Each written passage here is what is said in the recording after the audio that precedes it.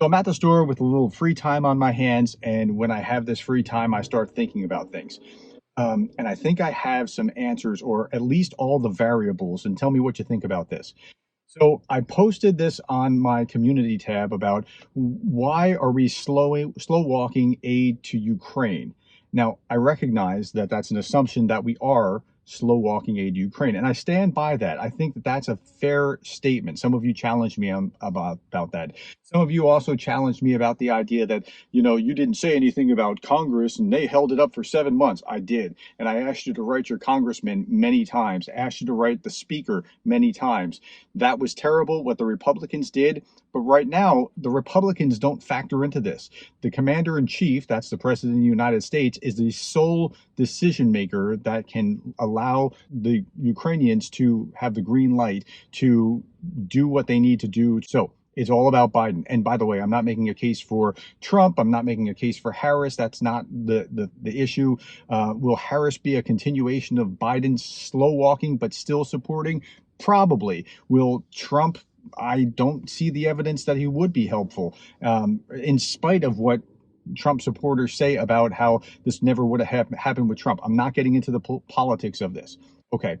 Others have said things like, who are you? Do you have a security clearance? What do you know? It's true. I could be missing a piece of the puzzle. I really could be. That's why I'm asking all of you what you thought of this. So we have to come to this with a bit of a humility about what's actually going on. Okay, so with all that being said, I think it's a fear of escalation is one component piece. I think their knee-jerk reaction is not to cause Putin to escalate more. That's the way that they approach things. I think that they're looking toward a reset with Russia. I keep saying it, but I keep saying that because I keep seeing more legitimate sources saying that this could be what's happening, and it very likely is. I think that they're looking toward the other side of the conflict way before. Even Ben Hodges was saying, stop doing this and deal with the threat right now rather than look toward what's going to happen afterwards.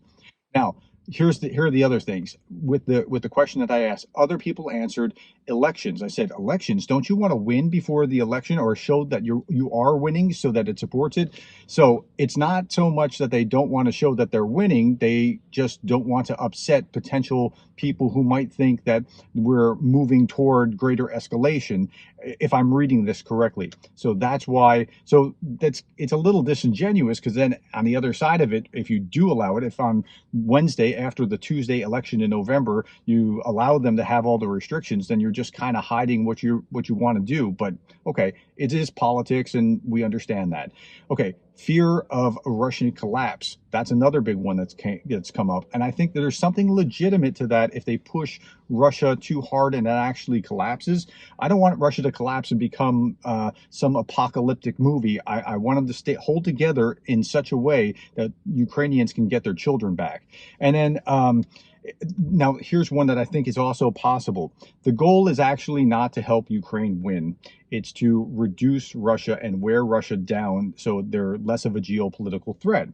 And Lloyd Austin said so much, and I think it can be more than that. But if that's all that it is, and remember, Russia has interest, Ukraine has interest, the United States has interest, and it turns out the U.S. interest and Ukrainian interest are very similar, if not exactly the same. Now, I think a moral case could be made, and it should be made, that supporting Ukraine to help them win is actually the right thing to do. But if you only had that military case, maybe that's what's going on. I don't know. I'm not arguing that that's what it is.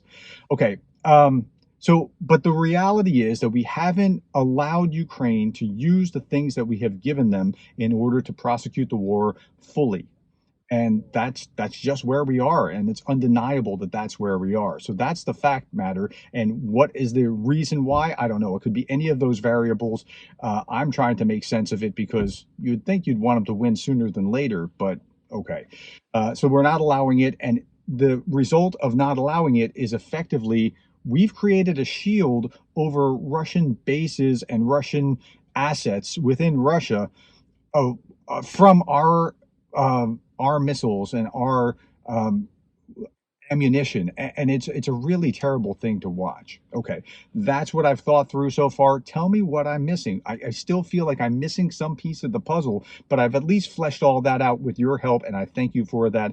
Thank you so much for that. Thank you for your time. Thank you for the likes and the shares and the subscribes, and thank you for being the kind of person that cares about Ukraine.